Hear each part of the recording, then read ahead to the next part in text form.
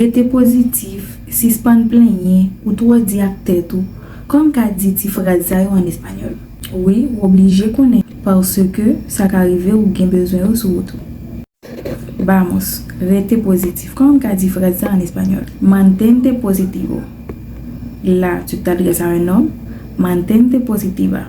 Là, tu t'adresses à une femme. Mantente positivo, mantente positiva. Mwen nan yon situation difficile. Si ou t'avle di zami an, mwen nan yon situation difficile, comment t'ap di ça?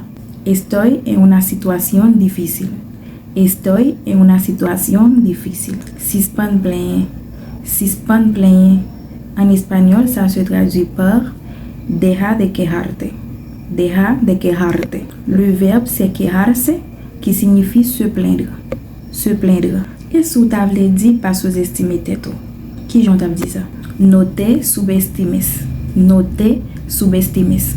Pas sous-estimer tête. On continue. Ou pas dwe trop di ak tête. No debe ser tan duro contigo mismo. No debe ser tan duro contigo mismo. Mais si c'est avec yon fi wap pale, no debe ser tan dura contigo misma. No debe ser tan dura contigo misma. Calme ou, tout bagay gen pou marcher. Map kite ou ak ti phrase pour traduire pour moi dans commentaire. Mais comme d'habitude, map bon ti poule quand même. Ti point, todo va a salir bien. Ti point, todo va a salir bien. Remplacer ti point par so dwe mette ya. Map ton réponse dans commentaire.